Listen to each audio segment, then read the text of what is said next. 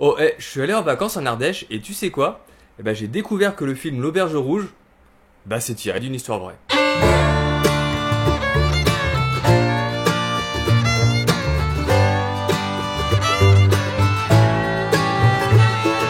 Alors il y a un remake qui a été réalisé en 2007 avec Josiane Balasco, Gérard Jugnot, mais le film qui va m'intéresser c'est celui de 1951, réalisé par Claude Autant-Lara, avec dans le rôle principal Fernandel. Et l'histoire se passe en 1833 dans les montagnes ardéchoises. Un groupe de voyageurs fait la rencontre d'un moine et de son novice, et comme le chemin est un petit peu long jusqu'à leur destination, ils décident de s'arrêter pour une nuit dans l'auberge de Peillerebeille. La soirée se passe bien, tout le monde s'amuse, l'alcool coule à flot, bref, pas de problème. Sauf que à un petit moment, Marie Martin, qui est la femme de l'aubergiste, décide de se confesser auprès du moine. Et elle lui avoue qu'elle et son mari ont pour habitude d'assassiner et de détrousser les clients qui ont le malheur de s'arrêter chez eux.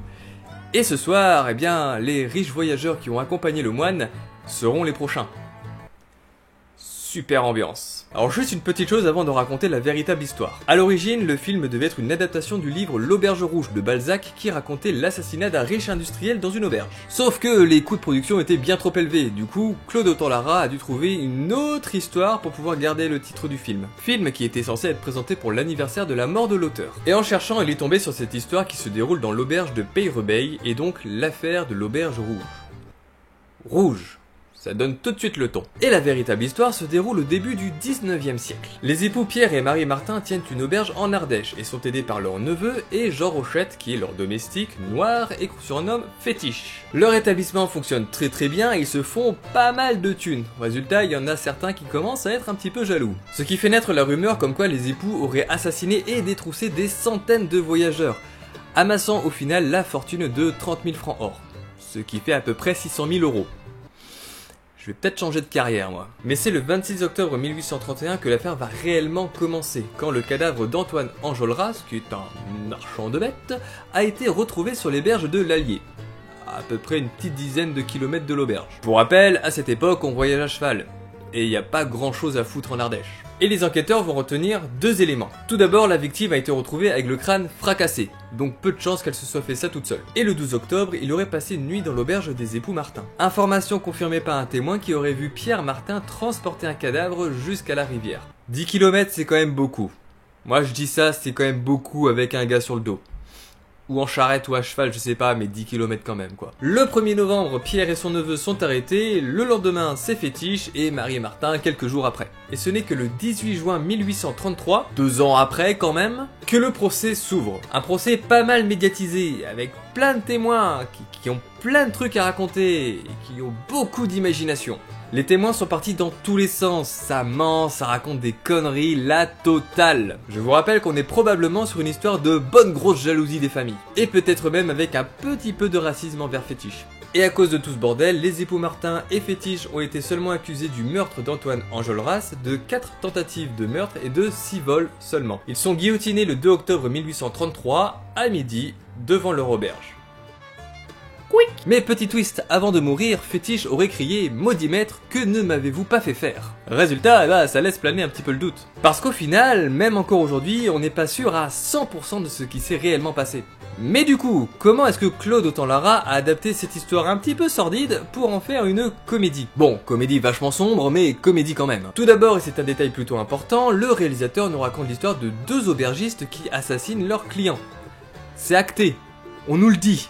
C'est vraiment ce qu'il se passe. Dans le film L'Auberge Rouge, on ne nous parle pas de l'affaire, de comment ils ont été arrêtés, du procès, non, que dalle, non. Ici, on parle de la légende de l'Auberge Rouge. Chaque élément qui va être utilisé dans ce film va s'appuyer sur les rumeurs qui ont popularisé cette histoire. Ici, les époux Martin sont de véritables tueurs. Et d'ailleurs, le film va s'ouvrir sur le meurtre d'un joueur d'orgue. Comme ça, c'est fait. Et très rapidement, il va y avoir un témoignage qui va faire basculer le destin des époux Martin. Et dans le film, c'est un marchand qui reconnaît le singe du joueur d'orgue. Ouais, parce qu'il y a aussi une histoire de singe. Et le paysan confirme aux gendarmes qu'il a vu le joueur d'orgue se diriger vers l'auberge des époux Martin la nuit précédente.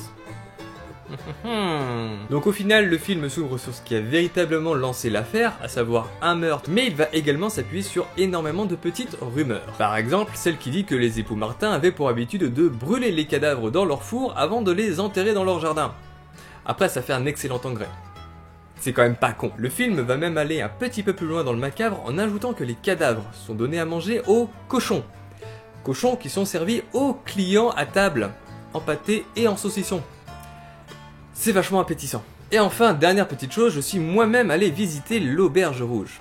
Eh ouais, je brave tous les dangers pour vous. Et on apprend qu'en montant les escaliers qui mènent aux chambres, les clients étaient apparemment assommés par fétiches qui se cachaient dans un renfoncement. Bon, ok, des fois ils tapaient un petit peu fort et ça leur fracassait le crâne, mais le résultat est le même.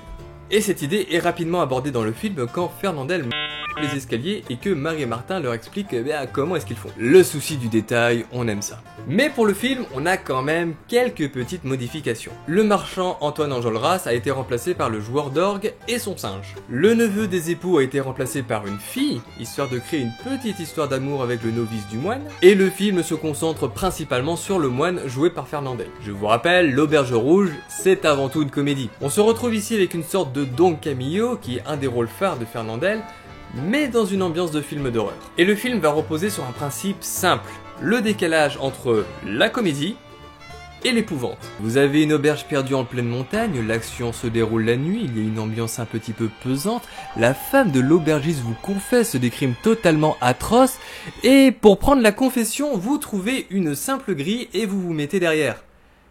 C'est totalement ridicule. Ouais. Et pendant la confession, Marie Martin annonce justement que certains clients sont donnés à manger aux cochons. Et le moine retourne à table. Et il voit qu'il y a du pâté qui est servi. Ça va jouer quand même beaucoup sur l'ironie. En même temps, des victimes qui se font trucider, il n'y a pas d'heure pour en manger. Mais à côté de ça, on a des scènes de pure horreur. Bon, du moins à l'époque, parce que maintenant, ça va. Et on a une scène en particulier où le film bascule presque dans le fantastique démoniaque. Ouais, c'est un nouveau genre, je l'ai inventé. À force de voir des horreurs, eh bien le moine il tente de s'enfuir. Sauf que les autres voyageurs, qui sont tous totalement bourrés, eh bien ils l'en empêchent. Et les personnages encerclent le moine qui est alors submergé par les rires qui se transforment en cris. Et à force de gesticuler dans tous les sens, les voyageurs deviennent des petits diablotins qui jouent avec leurs victimes. Puis Fétiche arrive, il sort de l'ombre, il a une carrure vraiment imposante, lui il représente le diable. Et du coup, l'Auberge Rouge, c'est l'enfer. Rouge, enfer, vous avez compris? Et donc pas étonnant qu'il essaye de se débarrasser d'un homme de foi. Eh ouais, le gars il représente le dieu, donc il gêne un petit peu. Les époux Martin sont en quelque sorte des suppôts de Satan. Et ils laissent tomber rapidement leur masque de bon aubergiste. Marie Martin, même si elle confesse ses crimes, finit par trahir le moine. Pierre Martin, bon lui tout ce qui l'intéresse c'est l'argent, donc il est prêt à tout pour s'enrichir, même à tuer un religieux. Et donc par extension Dieu lui-même. Et enfin Mathilde, qui est la fille du couple, joue sur deux tableaux. On nous la présente comme étant vierge et pure, mais elle aide ses parents. On pourrait presque la rapprocher de la figure biblique Lilith, dans le côté femme fatale, démon sexuel. On peut facilement imaginer que son rôle est d'attirer et de séduire les voyageurs pour qu'ils baissent leur garde. Genre on les attire dans les chambres, tout ça, t'as compris. Et là le film prend une toute autre dimension. C'est une comédie, ok. On s'appuie sur la légende de Peyrebeil, ok. Mais c'est surtout un film qui raconte le combat entre le bien et le mal. Et on pourrait presque le sous-titrer Une nuit en enfer. Et même si le bien l'emporte à la fin, le film nous montre que le mal est toujours là, à rôder et à agir dans l'ombre, en posant des petites graines qui peuvent avoir des conséquences un petit peu plus tard. Et malgré tous ses efforts pour sauver les voyageurs, le moine a échoué dans sa mission. Claude Autant-Lara a réussi à détourner une légende sanglante pour nous proposer un film à l'humour grinçant et qui flirte avec des messages un petit peu plus profonds. Bien plus qu'avec le remake de 2007, mais ça, on n'en parlera pas.